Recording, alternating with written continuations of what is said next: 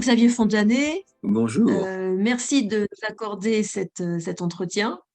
Qu'est-ce que vous considéreriez comme le plus urgent pour relever l'enseignement de l'économie en France, de plus direct, de moins dépendant des considérations politiques ou institutionnelles, en quelque sorte de plus universel? Écoutez, c'est très intéressant parce que bon, moi je suis à la retraite depuis quelque temps.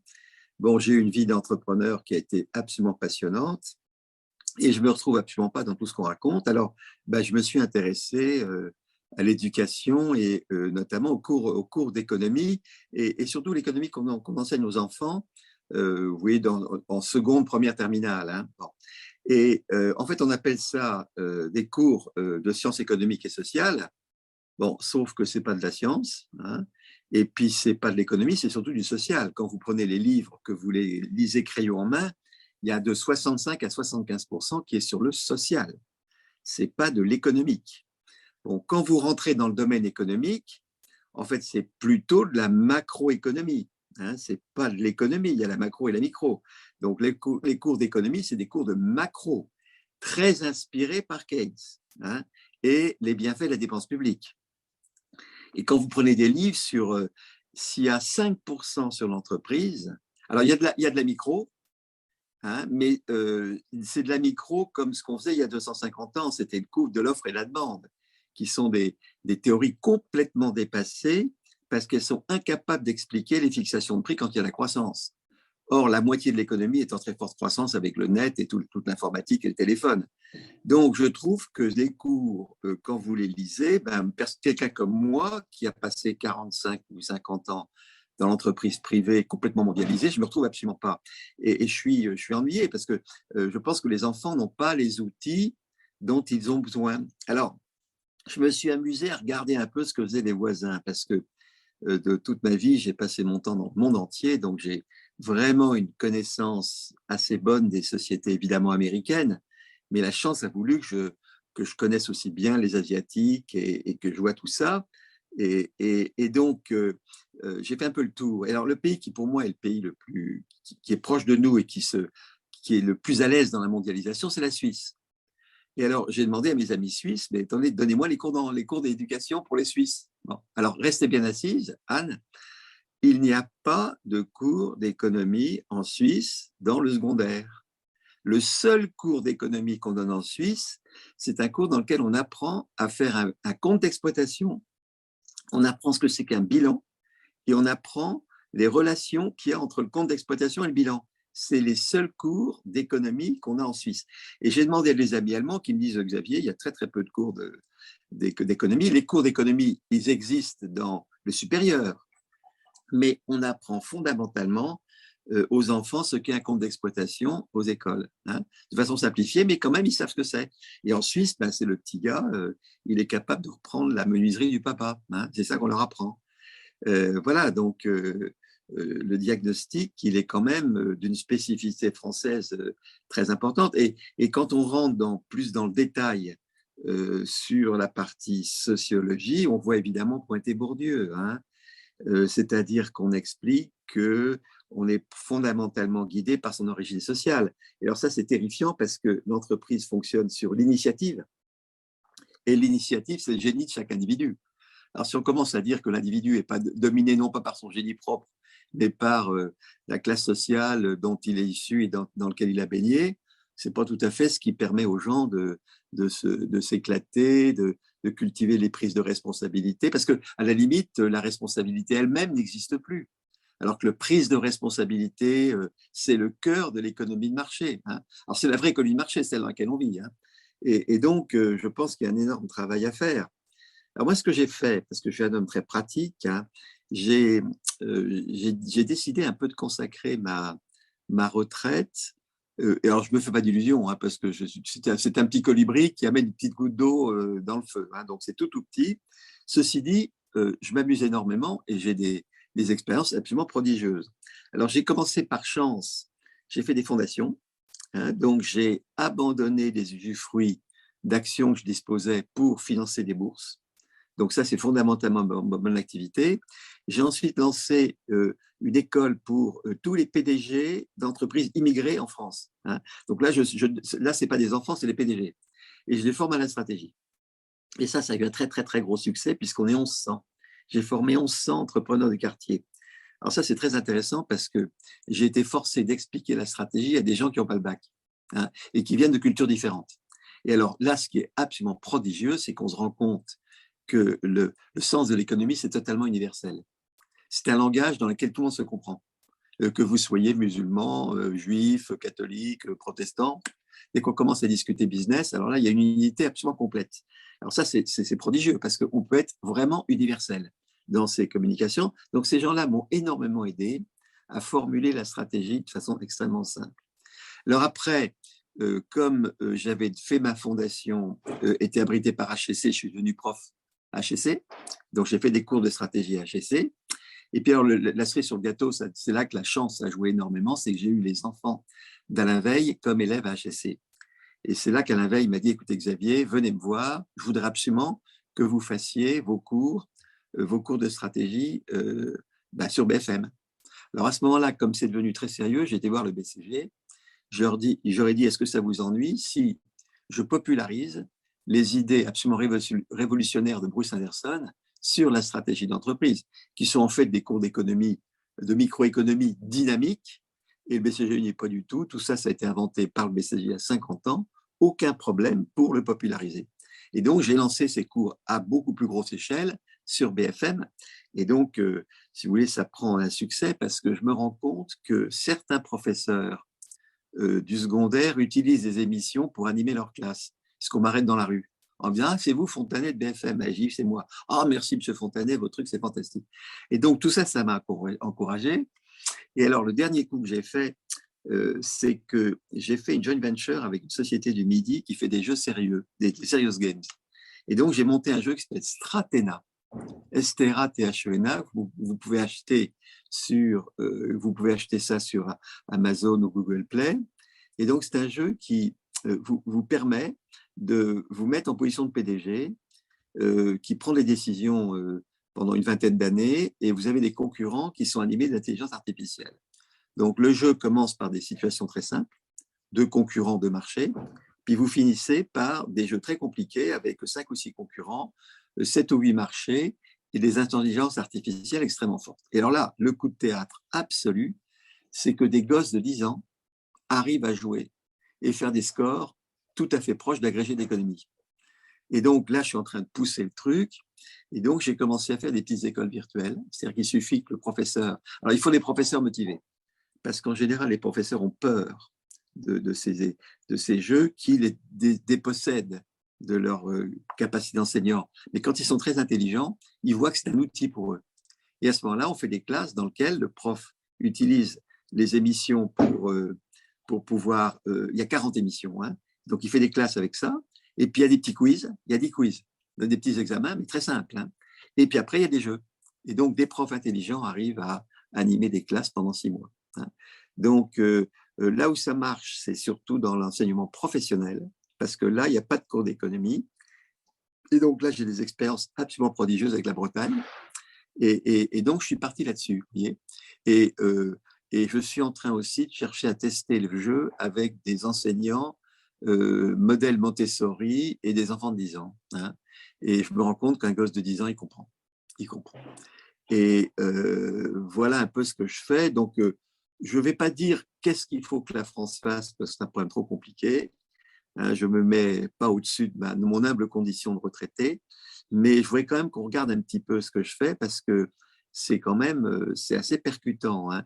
Et quand les gosses… Alors, les gosses de 10 ans, c'est surtout, on va dire que c'est 10% de la classe. 30% est intéressé, 60% n'est pas intéressé, et dans les 30%, il y a 10% qui sont, je ne vais pas dire addicts, mais qui sont vraiment passionnés. Hein. Donc voilà, donc je pense qu'il y a vraiment un travail à faire, et moi je conseille surtout d'aller voir ce que font les Suisses. Il faut avec des équipes, les équipes qui réfléchissent au niveau de l'éducation nationale, moi je leur conseille de faire un voyage. Parce que moi je suis un ancien PDG du CAC 40, donc l'image est malheureusement pas très bonne de tout le grand, entre guillemets, les grandes entreprises mondiales. Et donc, on n'est pas forcément écouté comme on le pourrait. Mais ce que je dis, c'est écoutez, allez voir ce qu'ont fait les systèmes éducatifs dans d'autres pays. Et moi, je conseillerais beaucoup, beaucoup, beaucoup la Suisse. Singapour aussi fait des choses passionnantes, mais Singapour, c'est des Asiatiques. Donc, on va dire que c'est différent. Alors que les Suisses, c'est vraiment, on a des frontières communes avec eux. Donc, on est vraiment dans la même culture. Bon, voilà ce que je voulais vous dire en quelques minutes. Hein. Merci beaucoup, Xavier Fontanet. C'est extrêmement clair et pragmatique.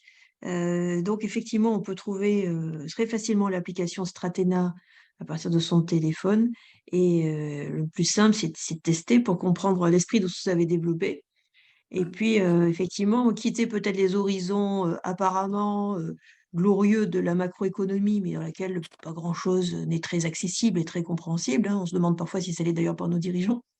Pour revenir Ben, à un horizon, bien beaucoup sûr. plus direct. Parce que, si vous voulez, Anne, le truc qui est C'est la complètement micro clair, c'est que la macroéconomie de Keynes ne marche pas en système ouvert. Vous voyez, ça fonctionne à court terme dans une économie fermée, mais ce n'est pas des systèmes économiques qui servent dans le long terme.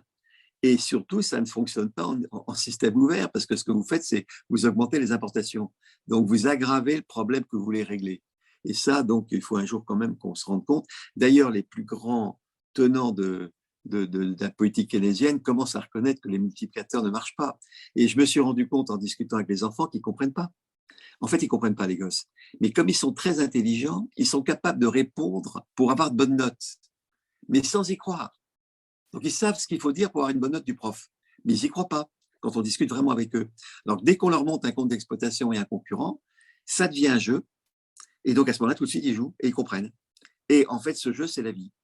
Le jeu de l'économie, c'est on travaille et on prend des décisions avec des concurrents intelligents. Et votre décision n'est bonne qu'une fois que vous avez reçu la réaction que vous avez provoquée. Vous comprenez? Et donc, c'est tout le système de l'action et de la réaction qu'il faut apprendre. Alors, tout ça, c'est à 100 lieues de tout ce que je vois. Donc, Est-ce que vous en pouvez fait, un petit peu, Xavier, est-ce que vous pouvez un petit peu réexpliquer la partie, enfin, l'importance cruciale de la part de marché? Parce qu'on dit que c'était ça qui était au cœur de l'approche du BCG.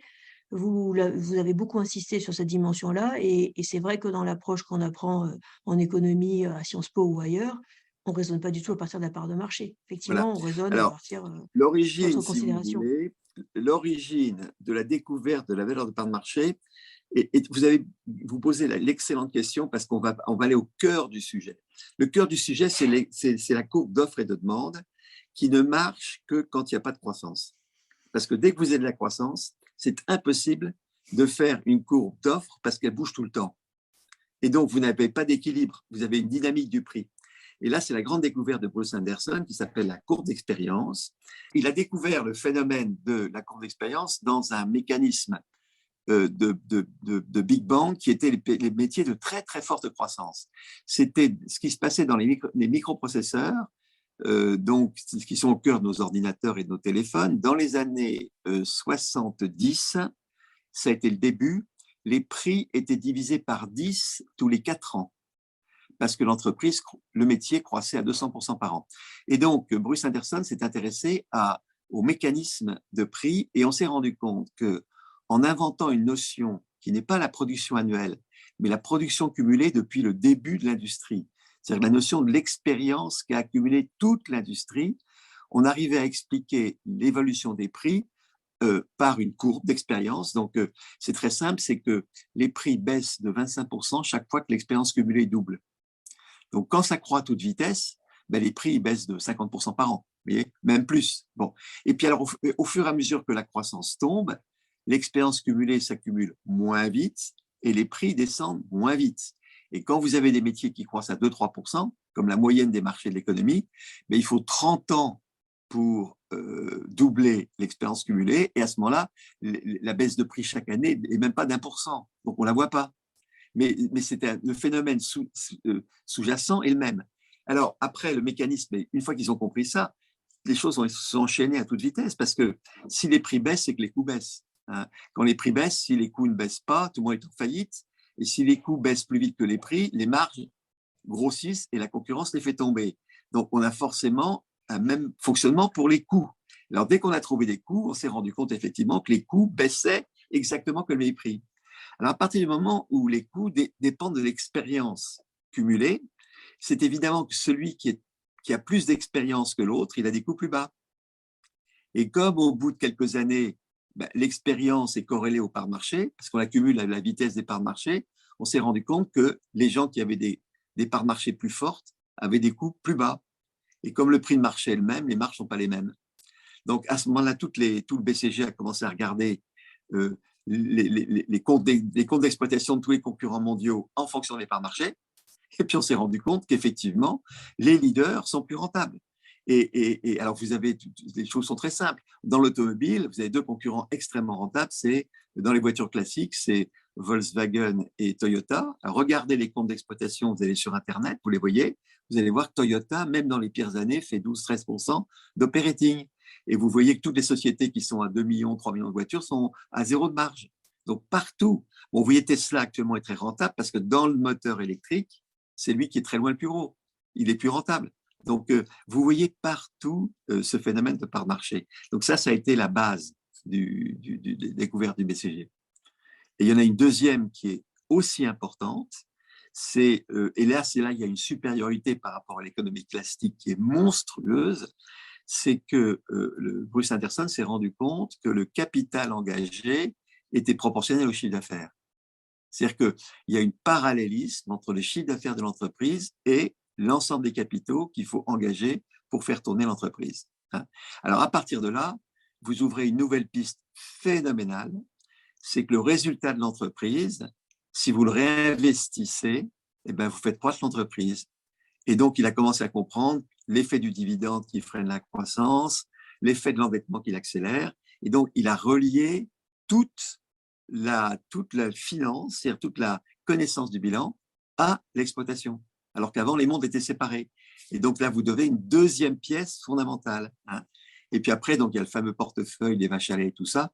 Donc là, il faudra un peu plus de temps pour l'expliquer, mais c'est très simple, c'est que c'est les cycles de vie de produits. Si vous voulez, tous les produits ont des cycles de vie.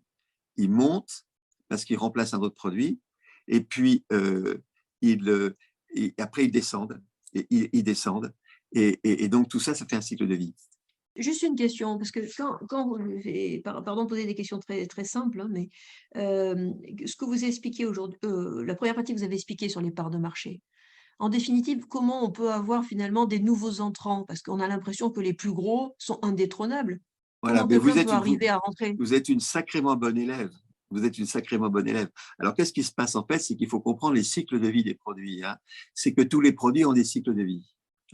Alors, en fait, ils démarrent à toute vitesse. En général, un produit a une croissance quand il remplace un autre produit. Vous voyez, les lampes diodes, ils ont des croissances parce qu'elles remplacent les lampes à filament. Vous voyez, et puis un jour, elles sont remplacées par d'autres lampes. Donc, elles croissent au départ et puis elles descendent. C'est au moment donné, au début du marché, quand les marchés croissent à toute vitesse, c'est à ce moment-là que tout se joue. Parce qu'effectivement, une fois que vous êtes arrivé en cycle de vie établi, à ce moment-là, le petit a beaucoup de mal contre le gros, parce que le gros est beaucoup plus fort que lui. Et puis, si le petit est très malin et arrive à trouver des sous-marchés pour se développer, si vraiment il se développe, il va freiner le gros. Et il va attirer l'attention du gros qui tout de suite va le trouver et va l'écraser. Donc, en fait, les choses se jouent très tôt dans le cycle de vie de produit. Voyez. Par contre, ce que ne voit pas souvent l'antitrust, c'est que dès que le système concurrentiel est stabilisé avec un leader et un suiveur, il n'y a plus d'effet d'expérience. Et donc, il y a en général une nouvelle technologie qui arrive et qui vient les déplacer. Vous avez vu, il y a eu le gramophone, puis il y a eu le Discman de Sony, et puis est arrivé l'iPod d'Apple, et puis maintenant il y a Netflix. Vous voyez. Et donc, en fait, c'est des nouvelles technologies qui font descendre, qui jouent les cycles de vie de produits. Et alors, c'est le troisième gros savoir-faire du BCG, c'est de la très, très bonne connaissance des cycles de vie. La montée, le plateau et la descente. Vous voyez, c'est ça donc, si vous mettez, alors, c'est ça qui a amené le concept de portefeuille avec les vaches à lait et les étoiles. Il dit il y a deux grandes dimensions pour analyser un business. Il y a la part marché, les parts de marché fortes et les parts de marché faibles, parce que les forts sont rentables et les faibles ne sont pas rentables, et la croissance des métiers. Il y a des métiers qui croissent et des métiers qui décroissent. Et ça fait 4 catégories. Les vaches à lait, ce sont des leaders de marché stables qui décroissent, c'est-à-dire c'est des gens qui font beaucoup d'argent, mais comme il n'y a pas d'investissement, l'argent se transforme en cash. Et où va le cash? ben, il va dans les étoiles. Les étoiles, c'est les métiers qui croissent vite, qui sont des grosses parts de marché qui croissent vite. Donc là, tout le résultat de l'entreprise part dans l'investissement. Donc, c'est des entreprises très rentables, mais qui sont neutres en cash. Et ça, c'est des situations formidables. Il faut surtout rester étoile pour devenir Bachelet. Et puis après, vous avez une troisième situation, c'est le dilemme. C'est la société qui est suiveur quand le marché croît à toute vitesse. Donc, la situation est très, très difficile parce que vous perdez de l'argent et en plus, il faut investir. Donc, en général, c'est les vaches à lait qui ont du cash qui vont nourrir les dilemmes. Hein. Et puis, la quatrième catégorie, c'est le marché ne croît pas et je n'ai pas une bonne part de marché. Donc, on ne gagne pas d'argent, mais il n'y a pas à investir. Ben, c'est une situation pas géniale, mais ce n'est pas tragique non plus, ça reste. Vous voyez. Et donc, le coup d'œil stratégique, c'est de juger dans quelle case vous mettez l'entreprise. Vous voyez. Et puis après, ben, vous jugez si vous avez le cash pour pousser vos dilemmes. Donc, vous protégez vos étoiles. Et puis, les poids morts, ben, en général, il faut les vendre. Vous voyez. Et donc, l'approche du BCG vous donne un coup d'œil stratégique sur toutes vos activités. Et dans chacun des cas, vous dit quoi faire. Hein. Alors après, il y a la quatrième notion très importante. Moi, c'est surtout moi qui l'ai développé parce qu'à l'époque, le BCG, c'est qu'évidemment, les acquisitions, quand on a compris l'effet d'expérience, ça devient très facile parce que même si vous êtes une boîte de poids morts qui n'a pas de valeur parce qu'elle ne gagne pas d'argent, si vous la vendez à une vache à lait, elle a une grosse valeur. Donc, même quelqu'un qui en met une position, s'il est malin, il sort très élégamment en vendant son entreprise à une vache à lait. Et donc, en fait, quand vous prenez la finance du bon côté, elle devient la grande alliée de la stratégie. Parce que c'est elle qui vous permet de régler la vitesse de la boîte et c'est elle qui vous permet soit de faire grossir des vaches à lait, soit de sortir de situations où vous êtes coincé. Et donc, dès que vous avez compris tout ça, l'économie n'a pas du tout le côté tragique, horrible, ça devient un jeu. Les gens qui ont compris sont complètement à l'aise. Et évidemment, ceux qui n'ont pas compris, ben, ils accusent les règles du jeu, évidemment. Hein. Mais il suffit d'expliquer les règles, et puis à ce moment-là, les gens comprennent tout de suite et rentrent dans le jeu. Et je pense que ce que devrait faire l'éducation, c'est expliquer les règles. Et alors, ce qui est passionnant, c'est que des gosses de 10 ans comprennent. J'ai fait jouer au jeu de stratégie des gosses de 10 ans, et ben, les gosses comprennent très bien. Ils comprennent très bien. Ils comprennent tout à fait les vaches à lait, les étoiles. Et donc, je vais continuer à pousser le système. Et puis, une fois qu'il y en aura vraiment des belles démonstrations, je les ferai venir les champions à la télé. Je ferai venir des gosses de 10 ans à la télé et tout le monde verra que c'est comme la philo. Hein. Je crois que Frédéric Lenoir fait un truc fabuleux avec la philo, où il arrive à enseigner la philo à des gosses de 10 ans. Et moi, je pense qu'on peut faire ça avec l'économie. Mais j'utiliserai les émissions de télé pour pousser le truc. Mais ce serait bien d'avoir Merci des… Xavier. Hein, voilà. Merci Bon, beaucoup de voilà, cette explication qui est hyper claire et brillante. Moi, ce qui me frappe souvent, c'est que on a le sentiment qu'en France, on cherche à, au lieu de comprendre les mécanismes et les expliquer, en fait, on les juge. voilà. Et quand on voit les manuels, ils jugent les Ils mécanismes, jugent, comme s'il évidemment. y avait une morale dans ces choses-là, Alors alors que on n'est pas dans le même ordre. La morale, c'est le patron qui a un comportement moral, mais l'entreprise est amorale. Vous comprenez? On n'est pas dans le même ordre. Il y a l'ordre technique, il y a l'ordre légal, donc l'entreprise travaille dans le légal. Et puis il y a l'ordre moral, c'est ce qu'on s'impose au-dessus de la loi. Mais l'entreprise n'est pas morale. L'entreprise travaille dans un cadre légal. Vous voyez? Et on mélange les je comprends choses. très bien, mais il me semble, lorsque on choisit d'avoir une éducation qui cache ou qui n'explique pas ou qui refuse d'expliquer les règles du jeu, quelles qu'elles soient, alors on a une éducation qui devient immorale. Parce qu'en réalité, Bien les sûr. seuls qui peuvent avoir les clés du jeu, c'est ceux qui les ont reçues en dehors du système éducatif, Voilà. Et qui les c'est ont eux-mêmes à reçus titre par la famille personnel ou qui ont des autre. comportements moraux. C'est la C'est ça. personne. Voilà. Mais on n'est pas dans le même ordre. Non. L'économie est amorale. Hein.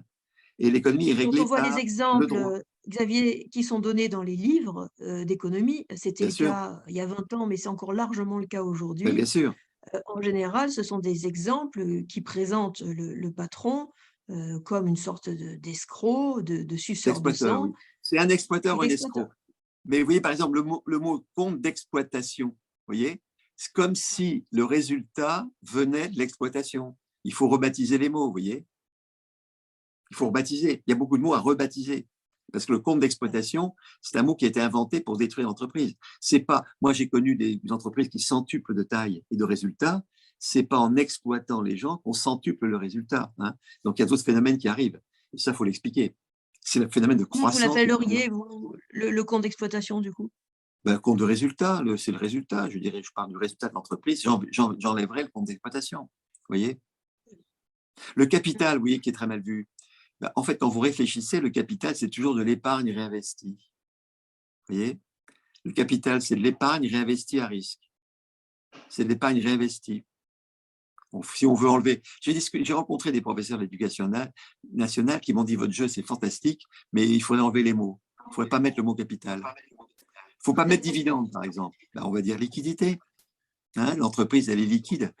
Et donc, la liquidité, c'est le dividende, si vous ne voulez pas le mot dividende. Mais ça veut dire quand même que faut faire, il y a du travail psychologique quand même. Hein. Donc, il y a Bon, du merci travail beaucoup, évidemment. Xavier. Voilà. Il y a beaucoup de travail, mais vous nous avez donné des pistes très claires et puis un outil, Stratena, qui permet de passer dans le domaine du pragmatique et de réfléchir à partir de cette expérience. Et je pense que c'est comme ça qu'on peut Très bien. avancer. Merci encore Voilà. beaucoup, Je vous en Xavier prie. Panet. Au revoir.